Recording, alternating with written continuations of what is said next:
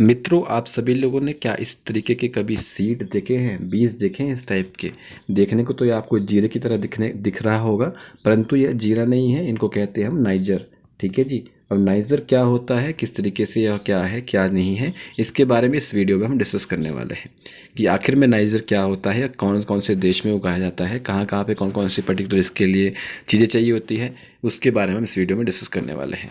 आखिर अब आप सोच रहे होंगे इस बारे में डिस्कस क्यों कर रहे हैं, क्योंकि अब आप जानते ही हैं कि यूपीएससी 2023 के अंदर सीएससी के आपने क्वेश्चन पूछ चुकी है। अब क्वेश्चन क्या है, आपके सामने क्वेश्चन है, आप इसको पढ़िए कि कंसीडर द फॉलोइंग स्टेटमेंट। आपके सामने स्टेटमेंट दी गई है कि the government of India provide the minimum support price for the niger. Niger is called Guizotia abyssinica seed. Niger is cultivated as a kharif crop in India and all over the world, and some tribal people in India use the Niger seed oil for cooking. इनमें से कौन कौन सी statement सही है, पहली, दूसरी या तीसरी या तीनों स्टेटमेंट सही है या दो स्टेटमेंट सही है या कोई भी स्टेटमेंट सही नहीं है, इसके बारे में आपको बताना है। अब आप बता तब सकेंगे अगर आपको इसके बारे में पता होगा कि नाइजर सीड एक्चुअली में होते क्या है, नाइजर सीड है क्या चीज़ और वह उगाए कहाँ पे जाते हैं। तो इस वीडियो में हम यही डिस्कस करने वाले हैं कि एक्चुअली नाइजर सीड क्या होता है। तो चलिए शुरुआत करते हैं बिना समय को व्यर्थ करते हुए कि नाइजर के बारे में पढ़ते हैं। नाइजर के बारे में जब हम पढ़ना शुरू करते हैं सबसे पहले एक दिमाग में आता है कि नाइजर होता क्या है। ठीक है जी। नाइजर एक माइनर ऑयल सीड क्रॉप आपको देखने को मिलेगी। ठीक है जी। जो कि अंडर रेन फेड कंडीशंस के अंदर ही आपकी जो है उगती है। ठीक है जी। यह आपको नेटिव है, कहाँ का, इंडिया का नेटिव नहीं है, इथियोपिया, इरिट्रिया एंड मालावी के अंदर जो आपको इसका प्रोडक्शन जो है शुरुआत में वहाँ की नेटिव है वहाँ पे, क्योंकि बहुत सारी ट्राइब्स रहती हैं। ठीक है जी। तो वहाँ से ये नेटिव है, कहाँ की, इथियोपिया, इरिट्रिया और मालावी से यह सीड पहले शुरुआत इसकी हुई थी। Also grown in India.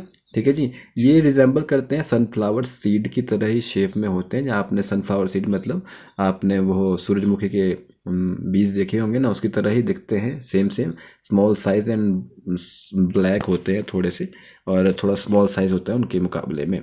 ठीक है जी। यह फेयरली थिक होते हैं, adherent seed coat and can be stored up to a year without deterioration की उसको आप स्टोर करके रख सकते हैं। इसमें बहुत सारा प्रोटीन आपको देखने को मिलेगा, ऑयल देखने को मिलेगा एंड सॉल्युबल शुगर भी आपको इसके अंदर देखने को मिलेगा। ठीक है जी। मेनली मैंने बताया कि अफ्रीका और इंडिया और साउथ ईस्ट एशिया के अंदर ही आपको यह ग्रो होता हुआ दिखेगा। ठीक है। इसका पॉपुलर टाइप जो है बर्ड सीड भी है। अब मैंने आपको बताया कि यह इथियोपिया, इरिट्रिया एंड मालावी के अंदर जो है मेनली उगाया जाता है। तो अब ये कहाँ की कंट्रीज़ है, तो मैं आपको बता दूँ, ये अफ्रीका की कंट्रीज़ आपको देखने को मिलेंगी। कौन कौन सी? इथियोपिया, इरिट्रिया और मालावी। ठीक है जी। इथियोपिया आपको देखने को मिलेगा यहाँ पर, इरिट्रिया यहाँ देखने को मिलेगा और मालावी आपका कहाँ देखने को मिलेगा, आपको मालावी आपको यहाँ देखने को मिलेगा नीचे। ठीक है। तो इन कंट्रीज़ के अंदर यह नेटिव है, जहाँ से नाइजर सीड की उत्पत्ति हुई है। तो अफ्रीका कॉन्टिनेंट आप बोल सकते हैं डायरेक्टली। ठीक है जी। उसके अलावा भारत देश के अंदर भी यह उगाया जाता है, जैसा कि मैंने आपको बताया कि भारत देश में भी यह मेनली आपको उड़ीसा, मध्य प्रदेश, छत्तीसगढ़, महाराष्ट्र, असम के अंदर इसका प्रोडक्शन देखने को मिलेगा। उसके अलावा यहाँ आंध्र प्रदेश, कर्नाटका के अंदर और महाराष्ट्र के अंदर भी थोड़ा बहुत आपको देखने को मिलेगा। छत्तीसगढ़ भी उगाता है। ठीक है। यहाँ पे उड़ीसा भी उगा रहा है, लेकिन मेजर प्रोडक्शन के तौर पर देखा जाए तो उड़ीसा, महाराष्ट्र, मध्य प्रदेश, छत्तीसगढ़, महाराष्ट्र और असम के अंदर मेजर प्रोडक्शन ऑयल सीड मतलब जो नाइजर ऑयल सीड है उनका किया जाता है प्रोडक्शन। ठीक है जी। अब कल्टीवेशन की बात करें तो इसके लिए क्या क्या क्लाइमेट चाहिए होता है उसके बारे में डिस्कस कर लेते हैं। ठीक है। आपको रेनफॉल जो इसके लिए चाहिए होता है 1000 से 1250 मिलीमीटर तक एनुअली, मतलब थोड़ा ज़्यादा बारिश जहाँ पे सॉइल जो है गीली होती है वहाँ पर ही, या मॉइस्ट होती है वहाँ पर ही अच्छे से ग्रो कर सकता है। मेनली आपको लाइट ब्लैक सॉइल या फिर ब्राउनिश लोम आपको इसके लिए चाहिए होती है, सॉइल मतलब मिट्टी। ठीक है जी। और अच्छी गहराई वाली हो तो अच्छी बात है, क्योंकि इसमें वेल ड्रेन्ड सॉइल होगी और रॉकी लैटराइट सॉइल के अंदर भी अच्छे से ग्रो कर सकते हैं। ठीक है जी। ये डीन्यूट्रिएंट सॉइल के अंदर भी अच्छे से ग्रो कर सकते हैं। इनका बेसिक कंसेप्ट होता है कल्टीवेशन का। ठीक है जी। जब जैसे बारिश हो जाती है उसके बाद आपकी मिट्टी जो है गीली हो जाती है, तो उसके बाद हल जोतते हैं हम खेतों में, तो उसके बाद वहाँ पे जैसे बिजाई कर लेते हैं, उस तरीके से इनके सीड की क्या की जाती है, प्लफिंग की जाती है, स्प्रिंकलिंग की जाती है। ठीक है जी। ये ज़्यादा वाटर भी नहीं चाहिए होता, ना ही ज़्यादा फर्टिलाइज़र, ना ही कोई पेस्टिसाइड चाहिए होते हैं इसको ग्रो करने के लिए। ठीक है जी। ठीक है। और ये लोकल फूड क्रॉप है, दैट इज़ 100% नेचुरली ग्रो करती है। ये इसके लिए आपको पर्टिकुलर कोई ज़रूरत नहीं है कि आपको फर्टिलाइज़र वगैरह यूज़ करने हो, पेस्टिसाइड वगैरह यूज़ करने हो। जस्ट आप बारिश होती है, थोड़ी सी पानी, अच्छी मिट्टी, गिल्ली मिट्टी होती है, आप सीड्स को फैला दीजिए, आपको इसका कल्टीवेशन मिल जाएगा। एरिया का कल्टीवेशन का बताया तो इंडिया के अंदर एक खरीफ क्रॉप के ऊपर मेनली उगाया जाता है। खरीफ क्रॉप मेनली खरीफ क्रॉप होती है, ठीक है जी। 2.61 लाख के आसपास, हेक्टेयर के आसपास इसका जो आपको प्रोडक्शन देखने को मिलेगा, ठीक है जी। परंतु उड़ीसा के अंदर जो है इसको रबी क्रॉप के तौर के ऊपर लगाया जाता है। मैंने आपको बताया था कि और भी देश है जैसे कि उड़ीसा, तो इसमें टॉप में आता है इसका प्रोडक्शन करने के लिए। परंतु आंध्र प्रदेश, आसाम, छत्तीसगढ़, गुजरात, झारखंड, कर्नाटक, मध्य प्रदेश, महाराष्ट्र, उड़ीसा, वेस्ट बंगाल के अंदर भी यह ग्रो होता है, ठीक है जी। होप सो आपको इसके बारे में थोड़ी बहुत जानकारी होगी, ठीक है। वैसे मैं दे चुका हूँ इसके बाद इसके बारे में पहले, तो यहाँ पर भी यह ग्रो होता है। उसके बाद बात करें तो नाइजर सीड एंड ऑयल की बात करें तो niger seed yield about 30-35% weight in oil and which is clear, ठीक है। स्लो ड्राइंग एंड एडिबल होता है। Raw oil as has a low acidity होती है इसके अंदर, जो कि डायरेक्टली कुकिंग के लिए आप इसको यूज़ कर सकते हैं, ठीक है जी।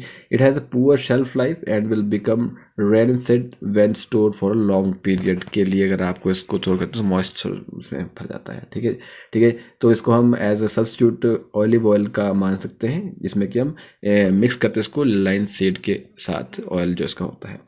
क्यूलिनरी एंड मेडिसिनल यूजेस आपको देखने को मिलेंगे इसके, कि नाइजर सीड जो है ह्यूमन कंजप्शन बहुत ज़्यादा होता है इसका, ह्यूमन इसको कंज्यूम करते हैं mainly southern part of India के अंदर इसका बहुत ज़्यादा कंजप्शन किया जाता है। आंध्र प्रदेश, कर्नाटक और महाराष्ट्र के अंदर इसकी ड्राई चटनी भी बनाई जाती है, ठीक है जी। और कुछ करीज के अंदर इसको स्पाइसेस के तौर के ऊपर भी यूज़ किया जाता है। इन इथियोपिया एक infusion made from roasted and ground niger seed, sugar and water is used in treating common colds, मतलब छोटे मोटे जो जुकाम वगैरह होते हैं उसके लिए भी इसका यूज़ किया जाता है, थोड़ा बहुत इसका कुछ बनाकर, ठीक है। इसकी मेडिसिनल प्रॉपर्टी आपको बता दीजिए मैंने, जैसे कि इसकी डिमांड है cosmetic, perfumery and other allied industry के अंदर इसकी बहुत ज़्यादा डिमांड आपको देखने को मिलेगी। Niger as a kharif MSP crop देखने को आपको मिलेगा, ठीक है जी। 14 खरीफ क्रॉप में से जिसमें कि MSP मिलता है every year, unlike plant called niger और रामटेल, जिसका नाम आपको बताया है कि niger command one of the highest MSP देखने को मिलेगा इसके अंदर आपको, ठीक है, इसकी प्रोडक्शन और कॉस्ट के तौर के ऊपर, मार्केट डिमांड के तौर के ऊपर, ठीक है जी। अब जो है प्राइमरी रीजन जो है sparsely grown crop is a part of exclusive MSP है इसके अंदर आपको देखने को मिलेगा, because niger seed traditionally been the life line of the tribal agriculture economy in the several state of India, ठीक है जी।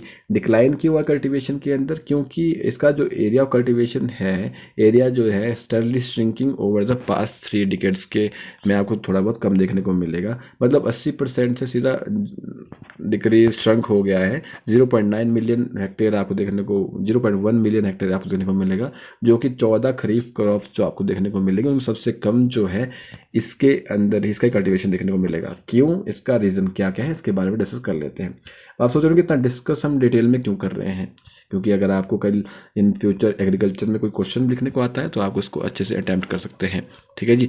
तो अब क्या रीज़न है इसे कल्टीवेशन को कम होने के लिए, तो पैरासाइट, सबसे पहले तो पैरासाइट तो समझते ही हैं आप, ठीक है जी, कि एक पैरासाइट है जिसका नाम है एमारबेल, ठीक है। वो इसका एक, इसको हम पैरासाइट को हम कुस्कुटा चाइनेसिस भी कहते हैं, ठीक है जी। इसकी वजह से बहुत ज़्यादा इसको अंदर इसका प्रोडक्शन जो है कम हुआ है, ठीक है। मतलब आपको नाइजर सीड का यील्ड जो है 52 से सीधा 99.2% डिक्रीज आपको डेंसिटी इसको देखने को मिलेगा मार्बल की वजह से, ठीक है जी। ट्राइबल पैडी, इसी वजह से क्या कर रहे हैं, जो ट्राइबल्स होते हैं आपको पैडी कल्टीवेशन ज़्यादा कर रहे हैं एज कम्पेयर टू नाइजर, ठीक है जी। अब प्राइवेट ग्रोवर्स के से जब हम सीड खरीदते हैं तो उसकी वजह से बहुत ज़्यादा इशू हो जाता है, क्योंकि वो ऐसे सीड ही बेचे जिसके अंदर बीमारियाँ पहले से अंदर होती है, ठीक है जी। ऐसे बीज हमारे को बेचे जाते हैं प्राइवेट ग्रोवर्स के द्वारा, ठीक है जी, जिनके अंदर बीमारियाँ पहले से पैदा ही होंगी, फिर उसके अंदर बहुत ज़्यादा आपको मुशक्क़त करनी पड़ेगी, उसके अंदर बहुत ज़्यादा आपको मतलब पेस्टिसाइड्स वगैरह यूज़ करने पड़ेंगे, उसके लिए दवाइयाँ यूज़ करनी पड़ेगी उसको बचाने के लिए, फिर वो महंगा क्रॉप बन जाता है, इस वजह से भी इसका प्रोडक्शन जो है या फिर कम हो गया है।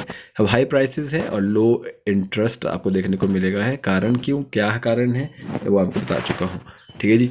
अब लैक ऑफ एक्सेस भी आपको देखने को मिलेगा। क्यों? क्योंकि देखिए अब गवर्नमेंट रिसर्च इंस्टीट्यूट के पास हाई यील्डिंग और बीज पैदा कर रही है, बहुत सारी अच्छी वैरायटीज़ पैदा कर रही है, लेकिन वो बहुत कम ही फार्मर्स के पास जो इनको उगाते हैं उनके पास पहुंच जाती है, क्योंकि ट्राइबल कल्टिवेशन है मेनली, तो आपको देखने को मिलेगा। ठीक है, ऊपर से रिसेंटली डेवलप किया हमने JNS 28 and 30 variety of niger. ठीक है, जो कि एमार्बल जो है पैरासाइट को का रेजिस्टेंट है। ठीक है, परंतु वो भी बहुत कम फार्मर तक पहुंच रहा है, इस वजह से जो है इसका प्रोडक्शन कम हो रहा है। Poor quality of seed production आपको देखने को मिल गई, मैंने बता चुका हूँ कि पहले सी बीमारियाँ आपको सीड के अंदर देखने को ही मिलेगी। फिर ट्राइबल फूड को बहुत ज़्यादा प्रायोरिटी गवर्नमेंट देती है नहीं, इस वजह से थोड़ा बहुत इसका कल्टिवेशन जो है कम हो चुका है। गवर्नमेंट एपैथी ऐसी है कि most initiative to support niger farmer seldom reach them, मतलब बहुत कम है। आपके लिए बहुत सारी जो फार्मर्स के लिए बहुत सारी ऐसी स्कीमें चलाई तो जाती है, लेकिन फार्मर तक को पहुंचती नहीं, उसका लाभ नहीं पहुंचता है। ठीक है जी, मध्य प्रदेश छत्तीसगढ़ में तो कई फार्मर ऐसे जो उसको MSP के बारे में भी पता नहीं है, किसी क्रॉप के ऊपर MSP भी दिया जाता है कि अगर आप वो नाइजर सीड का प्रोडक्शन करें तो सबसे ज़्यादा इसके ऊपर ही MSP मिलता है, तो ये बहुत कम फार्मर्स को पता होता है। ठीक है जी, तो अब आपको नाइजर सीड के बारे में पता लग ही गया होगा, सारी जानकारी मैंने ले ली है। ठीक है जी, तो अब इसके क्वेश्चन को हम अटेम्प्ट करेंगे। क्वेश्चन क्या था आपके सामने कि government of India provide minimum export price for niger seeds, तो ये भी स्टेटमेंट सही हो जाएगा। दूसरा, नाइजर खरीफ क्रॉप है, हाँ जी, इंडिया में खरीफ क्रॉप के तौर के ऊपर इस मेनली सब राज्यों में, उड़ीसा में रबी क्रॉप के तौर के ऊपर भी हो जाता है, तो यह भी स्टेटमेंट सही हो जाता है। Some tribal people in India use niger seed for cooking के लिए यूज़ करते हैं, तो ये भी स्टेटमेंट सही है। तो ऑल 3 स्टेटमेंट्स आर करेक्ट, तो ऑल 3 मतलब C इसका आंसर हो जाएगा। होप्स आपको वीडियो से बहुत अच्छी जानकारी मिली होगी। वीडियो को लाइक और डिसलाइक करके अपना फीडबैक जरूर दीजिएगा। मिलते हैं नेक्स्ट वीडियो में, तब तक के लिए जय हिंद, जय भारत।